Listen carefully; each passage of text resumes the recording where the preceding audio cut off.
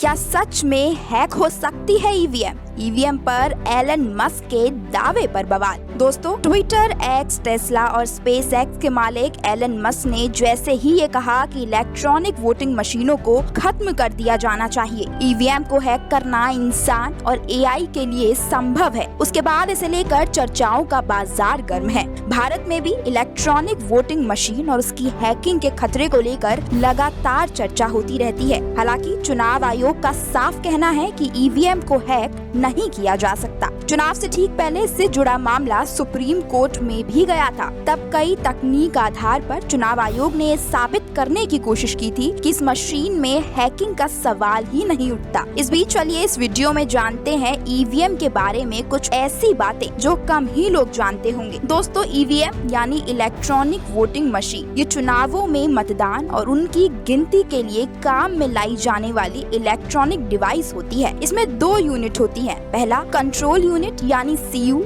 और दूसरा ballot unit यानी बीयू। मतदाता बैलेट यूनिट पर अपना बटन दबाकर वोट देते हैं और कंट्रोल यूनिट उस वोट को स्टोर करने में काम आती है। कंट्रोल यूनिट बूथ के मतदान अधिकारी के पास होती है, जबकि बैलेट यूनिट से लोग वोट डालते हैं। ईवीएम के बैलेट यूनिट पर पार्टियों के चिन्ह और उम्मीदवारों के नाम और फोटो होते हैं और इनके सामने नीले रंग के बटन होते हैं। इस बटन को दबाकर मतदाता अपना मतदान करते हैं। जब मतदान केंद्र पर आखिरी वोट पड़ जाता है, तब पोलिंग ऑफिसर कंट्रोल यूनिट पर लगे क्लोज बटन को दबा देता है। इसके बाद ईवीएम पर कोई वोट नहीं डाला जा सकता। रिजल्ट के लिए कंट्रोल यूनिट पर रिजल्ट बटन दबाना होता है और कुल वोटों की गिनती सामने आ जाती है। भारत इलेक्ट्रॉनिक्स लिमिटेड देश में विभिन्न प्रकार के चुनावों के लिए ईवीएम का निर्माण करती है। ये सेना, नौसेना और वायुसेना के लिए अत्याधुनिक इलेक्ट्रॉनिक प्रोडक्ट्स और सिस्टम बनाती है। फिलहाल भारत में जो ईवीएम इस्तेमाल किया जा रहा है उसमें 2000 वोट स्टोर होते हैं। खास बात यह है कि ईवीएम का डेटा 10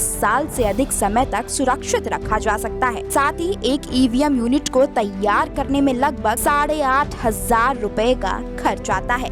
अब अहम सवाल ये उठता है कि ईवीएम को हैक किया जा सकता है या नहीं। देखिए दोस्तों, ईवीएम को लेकर चुनाव आयोग साफ कर चुका है कि ये हैक नहीं किया जा सकता। ईवीएम एक स्टैंड ओलेन मशीन है और ये तार या किसी वायरलेस तरीके से किसी नेटवर्क से नहीं जुड़ी है। ऐसे में एक बार प्रोग्राम लिखे जाने के बाद आप इसमें कहीं भी बदलाव नहीं कर सकते, यानी इस पर कोई दूसरा सॉफ्टवेयर राइट ही नहीं किया जा सकता। लेकिन ये जरूर कहा जा सकता है कि मशीन को फिजिकली मैनिपुलेट किया जा सकता है। अगर किसी के हाथ में ये मशीन आ जाए तो वो इसके नतीजे में उलटफेर कर सकता है। वैसे तो ईवीएम में टैंपरिंग को लेकर अब तक बहुत मुकदमे कई राज्यों के हाई कोर्ट में हो चुके हैं। यहाँ तक कि ये मामला सुप्रीम कोर्ट में पहुँचा, लेकिन सर्वोच्च अदालत ने इसे खारिज कर दिया। दोस्तों, हमारे देश में ईवीएम से पहले बैलेट बॉक्स से चुनाव होते थे। बैलेट बॉक्स से वोटर कागज पर ठप्पा लगाकर उम्मीदवारों को वोट करते थे, जिसके बाद सारे बैलेट पेपर्स को एक जगह रखकर गिनती की जाती थी। गिनती के बाद नतीजे बताए जाते थे, यानी ये पूरी प्रक्रिया मैनुअल थी और इस प्रक्रिया में अच्छा खासा वक्त लगता था। कई बार सारे नतीजे आने में 2 से 3 दिन लग जाते थे। उसके बाद ईवीएम आई।